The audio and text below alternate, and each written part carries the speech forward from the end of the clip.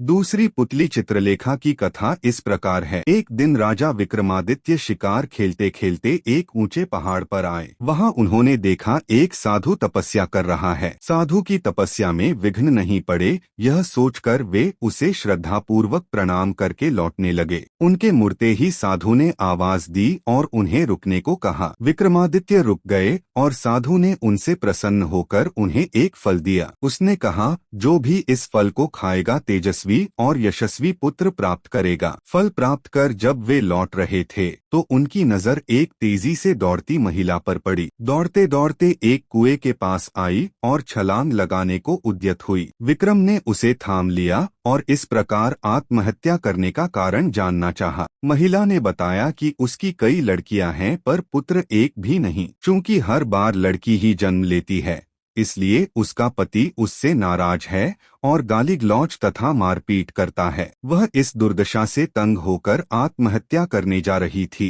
राजा विक्रमादित्य ने साधु वाला फल उसे दे दिया तथा आश्वासन दिया कि अगर उसका पति फल खाएगा तो इस बार उसे पुत्र ही होगा। कुछ दिन बीत गए। एक दिन एक ब्राह्मण विक्रम के पास आया और उसने वही फल उसे भेंट किया। विक्रम स्त्री की चरित्रहीनता से बहुत दुखी हुए। ब्राह्मण को विदा करने के बाद वे फल लेकर अपनी पत्नी के पास आए और उसे वह फल दे दिया। विक्रम की पत्नी भी चरित्रहीन थी और नगर के कोतवाल से प्रेम करती थी। उसने वह फल नगर कोतवाल को दिया ताकि उसके घर यशस्वी पुत्र जन्म ले। नगर कोतवाल एक वेश्या के प्रेम में पागल था और उसने वह फल उस वेश्या को दे दिया। वेश्या ने सोचा कि वेश्या का पुत्र लाख यशस्वी हो तो भी उसे सामाजिक प्रतिष्ठा नहीं प्राप्त हो सकती है। उसने काफी सोचने के बाद यह निष्कर्ष निकाला कि इस फल को खाने का असली अधिकारी राजा विक्रमादित्य ही है। उसका पुत्र उसी की तरह योग्य और सामर्थ्यवान होगा तो प्रजा की देखरेख अच्छी तरह होगी और सभी खुश रहेंगे। यही सोचकर उसने विक्रमादित्य को वह फल भेंट कर दिया। फल को देखकर विक्रमादित्य ठगे से रह गए। उन्होंने पड़ताल कराई तो नगर कोतवाल और रानी के अवैध संबंध का पता चल गया। वे इतने दुखी और खिन्न हो गए कि राज्य को ज्यों का त्यों छोड़कर वन चले गए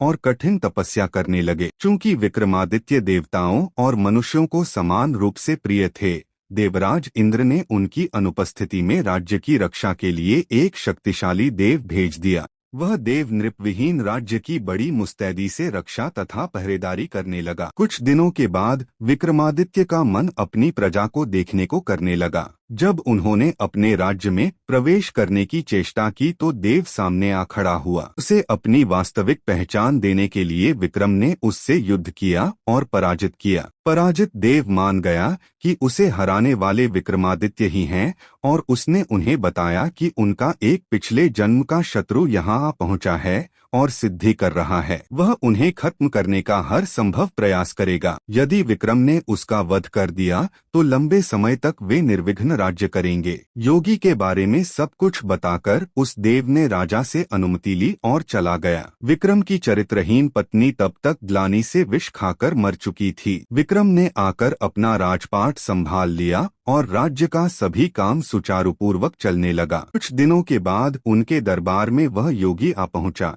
उसने विक्रम को एक ऐसा फल दिया जिसे काटने पर एक कीमती लाल निकला। पारितोषिक के बदले उसने विक्रम से उनकी सहायता की कामना की। विक्रम सहर्ष तैयार हो गए और उसके साथ चल पड़े। वे दोनों श्मशान पहुँचे तो योगी ने बताया कि एक पेड़ पर बेताल लटक रहा है और एक सिद्धि के लिए उसे बेताल की आवश्यकता है। उसने विक्रम से अनुरोध किया कि वे बेताल को उतारकर उसके पास ले आए।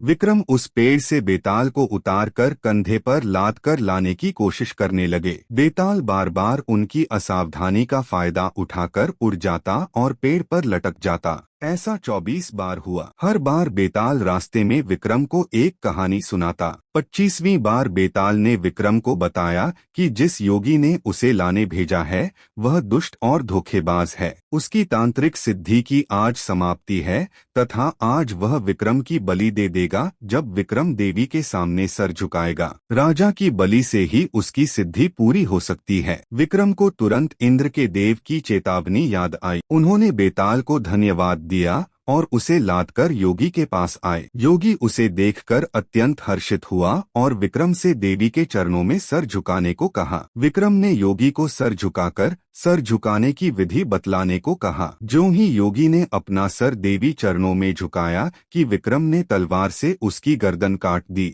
देवी बलि पाकर प्रसन्न हुई और उन्होंने विक्रम को 2 बेताल सेवक दिए। उन्होंने कहा कि स्मरण करते ही ये दोनों बेताल विक्रम की सेवा में उपस्थित हो जाएंगे। विक्रम देवी का आशीष पाकर आनंद पूर्वक वापस महल लौटे। सिंहासन 32 की तीसरी वीडियो देखने के लिए चैनल को लाइक और सब्सक्राइब करें।